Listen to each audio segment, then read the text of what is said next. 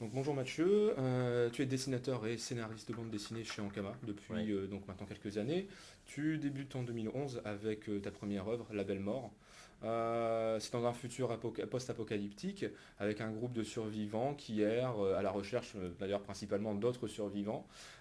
Pourquoi tu commences par une œuvre post-apocalyptique? C'est un peu pessimiste pour un début. Euh, disons, je pense que cette première œuvre, elle était marquée par mon intérêt très spécifique à l'époque pour le cinéma de genre, ce qu'on avait avec du John Carpenter, du George Romero euh, bon, Starship Trooper, entre autres, quoi. Et c'était vraiment ouais, m'inscrire dans cette vague-là qui m'intéressait vraiment et qui était donc là en l'occurrence des histoires de genre qui étaient à la fois du divertissement et à la fois il y avait une espèce de fond derrière, en l'occurrence bah, pour les Romero, un fond sociétal sur des critiques et du racisme et du consumérisme, etc. Et donc voilà, c'était pour m'inscrire dans cette vague-là, pas spécialement pour faire quelque chose de pessimiste. J'espère que la fin est suffisamment ouverte pour être un poil optimiste d'ailleurs. Mais voilà. Ton groupe de survivants erre dans un monde en ruine pour trouver en quelque sorte un sens à leur vie et aussi à leur fin. C'est un thème assez récurrent chez toi parce qu'on le retrouve aussi à travers l'Immortel d'Adrasté, ta seconde œuvre, et dans un certain sens aussi dans le personnage de Scott au début, dans le prologue de Shangri-La. Qu'est-ce que ça a de si fascinant en fait la fin de l'homme? Alors, là en gros, enfin moi ce qui me fascine plutôt c'est la quête de sens. C'est-à-dire vraiment l'homme vis-à-vis du sens qu'il peut mettre dans sa vie, dans la mesure où il n'y a pas de, où potentiellement il y en a pas vraiment, et les mettre face à une fin du monde, c'est les obliger justement à aller vers l'essence même de ce sens-là.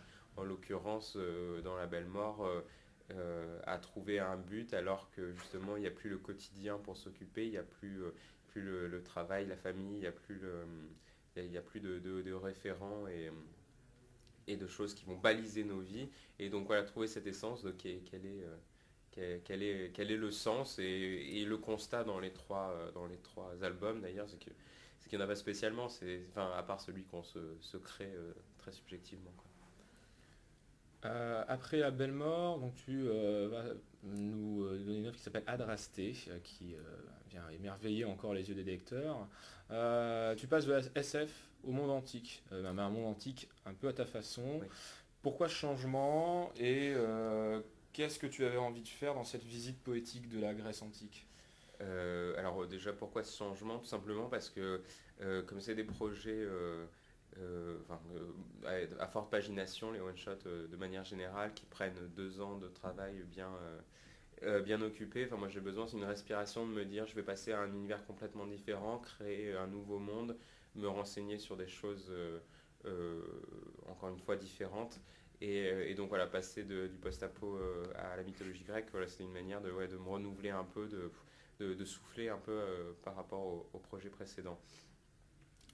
Et là, en l'occurrence, c'était vraiment aborder le mythe du héros, le voyage initiatique, qui est encore une fois une chose assez classique dans la mesure où maintenant c'est bon, on a compris ce qui est pas important, enfin ce qui est important c'est le voyage et non la destination. Et voilà, de le faire encore une fois à ma façon. Donc s'appuyer sur la mythologie grecque parce qu'on trouve le bestiaire, parce qu'on trouve les dieux, mais pour autant voilà, avoir une histoire qui me soit propre, qui se sert du support du décorum mythologique grec, mais encore une fois une histoire très personnelle et finalement plutôt moderne, quoi. Et je pense qu'on le voit même dans les dialogues des personnages, il y a un ton enfin, qui est plus moderne qu'antique. Justement, c'était une des questions en fait suivantes, parce que tes jeux en fait ont un côté quand même pour le moins décalé. Et tu as puisé où l'inspiration justement pour ce côté décalé par rapport à tes jeux? Alors là, pour le coup, les dieux, j'ai été plutôt raccord avec finalement leur écriture classique. C'est-à-dire qu'on se rend compte quand on commence à lire quelques épopées mythologiques que les dieux ont plus de travers humains que les humains eux-mêmes, quoi, et que finalement ce sont des êtres de passion voilà, qui sont dévorés par leurs émotions. Et donc ça, je l'ai transposé, voilà, encore une fois avec des dialogues un peu décalés, mais pour le coup, ça, j'ai transposé vraiment la vision classique des dieux grecs, quoi. Ton décalage en fait passe plus par le dialogue Ouais, oui, alors des pour le dieux. coup, oui, oui, oui, qui ont un côté moderne, qui ont un côté... bah, de toute façon, le but, c'est qu'ils jouent des humains, quoi. De toute façon, quand on lit quelques histoires, ils sont là pour mettre des obstacles, pour aider ou contrecarrer les plans humains, et probablement parce qu'ils doivent s'ennuyer un peu et que du coup, c'est leur moyen de s'occuper. Et voilà, c'est cet aspect-là que je voulais retranscrire. De toute façon, enfin, il y a un dialogue comme ça qui explique que oui, les humains sont le jouet du destin imposé par les dieux. Comment tu travailles tes planches numériques, traditionnelles, un peu des deux?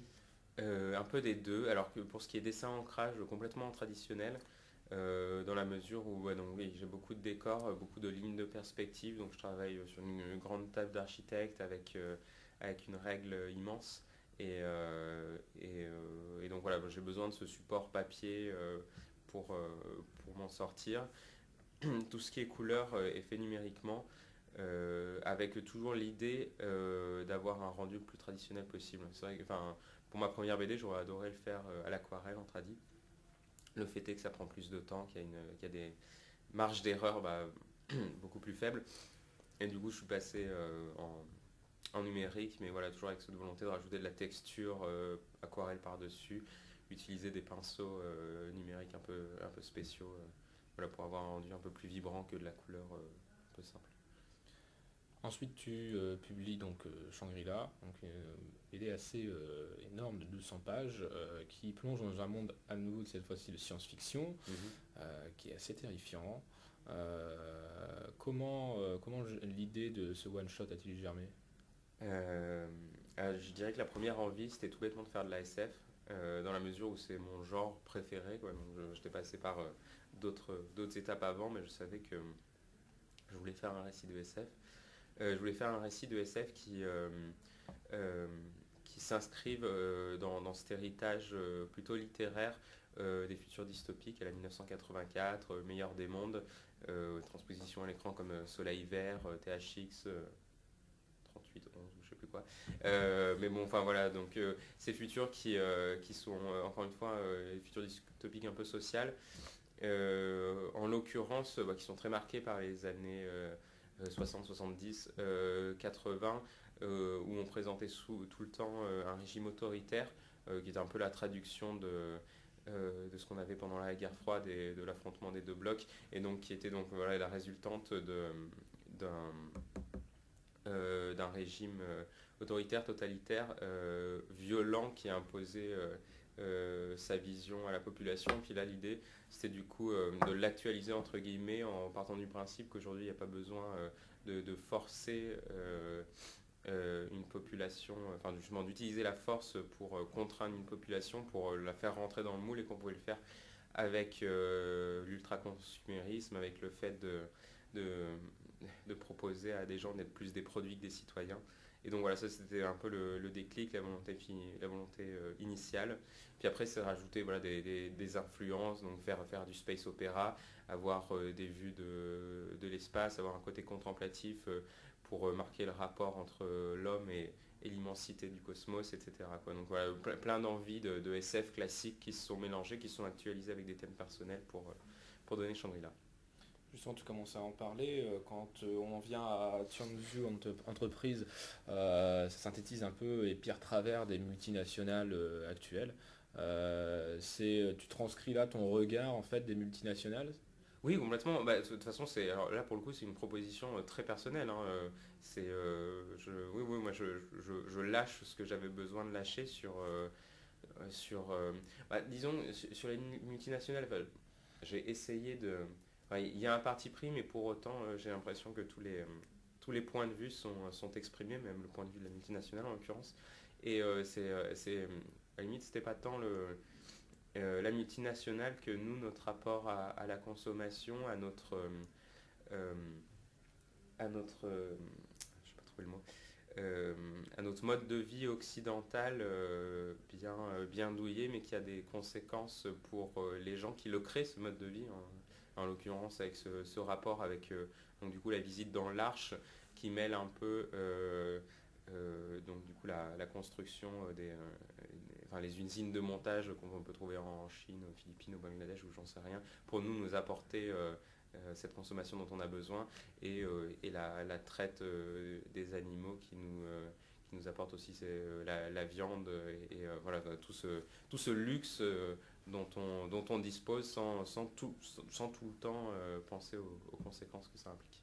Donc c'est d'ailleurs pour ça que tu as introduit en fait les animaux-ides. Ouais. D'accord. Oui, oui, bah, et qui sont là, et puis, enfin, de toute façon, les animaux-ides peuvent être vus sous différents aspects dans la mesure où ils synthétisent aussi ce besoin de rejet de l'autre, de récupération politique d'une minorité en vue de cliver la population dessus sur ce problème-là plutôt que sur d'autres problèmes. Donc ouais, voilà, les animaux-ides représentaient beaucoup de trucs. Donc c'est quand même une œuvre bien plus politique, bien plus engagée que tes précédentes, qui aboutit dedans à une révolution. Ça semble être la solution à tes yeux, ou une des solutions envisageables, la révolution? Oui, complètement. Alors, de manière un peu pondérée, dans la mesure où c'est ce que dit justement la chef de la Révolution à un moment, c'est-à-dire que c'est pas une solution en soi, dans la mesure où on est dans un rapport de toute façon de lutte des classes, de hiérarchie de la population, et à la manière de la Révolution de 1789, où la bourgeoisie a pris le pas sur la royauté, ça serait remplacer une classe dirigeante par une autre. Et finalement, enfin, le peuple sera jamais au pouvoir, quoi. Donc c'est pas la question, mais en tout cas, oui, taper dans la fourmilière, mettre les choses à plat pour au moins essayer et changer de système, oui, oui, ça serait la solution pour moi.